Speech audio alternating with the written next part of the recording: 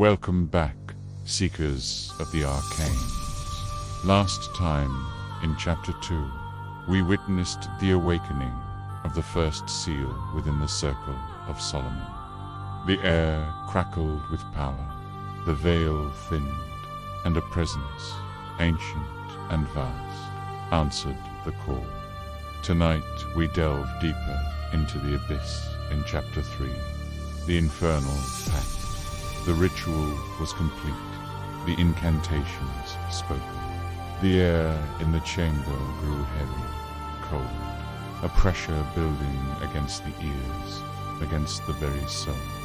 A voice, not of this world, echoed in the summoner's mind. It wasn't spoken in any known language, yet its meaning was terrifyingly clear. You have called, and I have answered. But my knowledge is not given freely.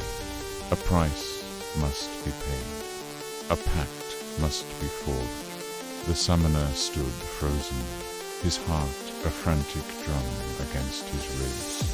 The ancient grimoire lay open on the floor, its warnings about such a moment screaming from the yellowed pages. But the presence in the room was intoxicating, a promise of power beyond mortal comprehension.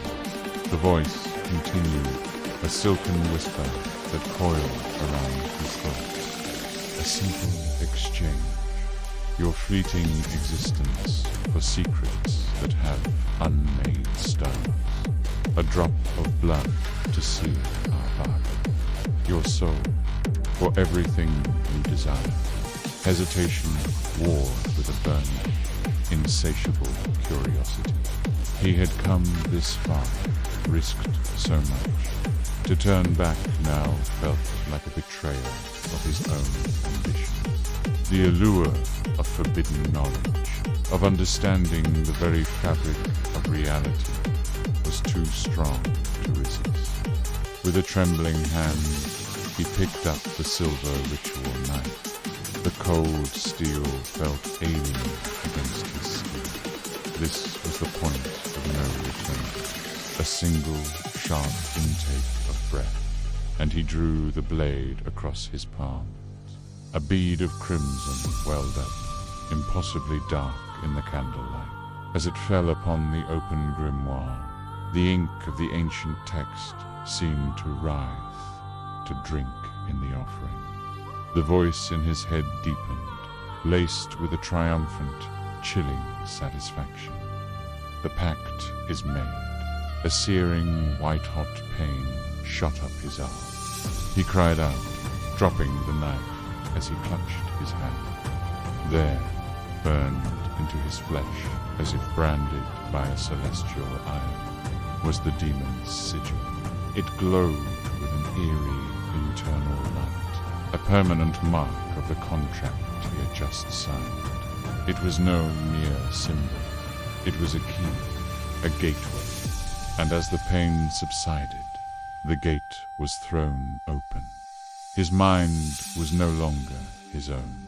He was flooded, inundated with visions that would shatter a lesser intellect. He saw cities of obsidian, built on impossible geometries, illuminated by the light of dying suns.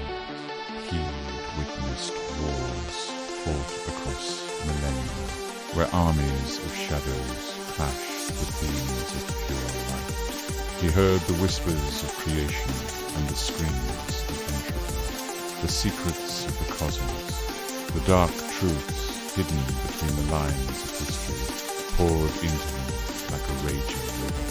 The power was exhilarating. He could feel it coursing through his veins, a raw, untamed energy that made the world around him seem fragile, malleable.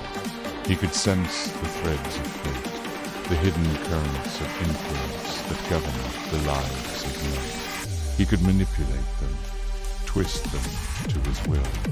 But with every new revelation, with every flex of his newfound power, a piece of himself seemed to erode, to flake away like old passions. his friends, his family. Their faces became distant memories, their concerns petty and insignificant. Empathy was a luxury he could no longer afford. Compassion, a weakness he had to exile. He was becoming something more and something less. When he tried to speak, to call out for help he didn't even know he needed, the voice that emerged was a horrifying harmony. His own terrified tone was intertwined with another deeper, resonant echo that dripped with ancient amusement. Two voices, one throat. The merging had begun. The physical world started to buckle under the strain.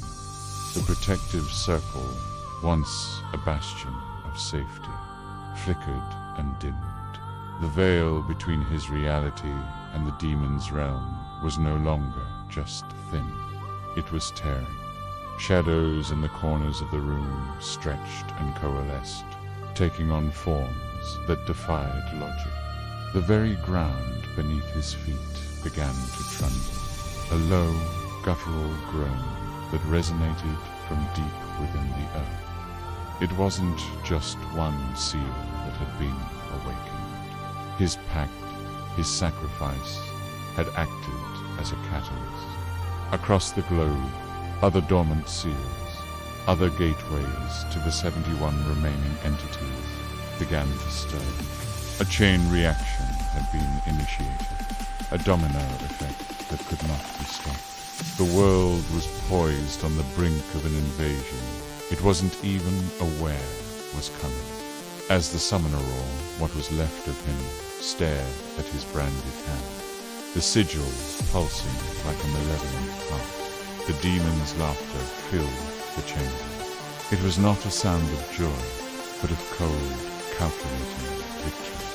The pact is sealed, the dual voice echoed, the demon's tone now dominant. But this is not the end. You think this power is your reward? Foolish mortal. You are merely the key. You have only just begun. The pact has been made. The price has been paid. But what happens when the first of the 72 Goetic kings is fully unleashed upon our world? Join us next time for Chapter 4, Baal, the Lord of Shadows. The first king rises. You won't want to miss it. Thank you for watching. And remember to subscribe for the next chapter of this dark saga.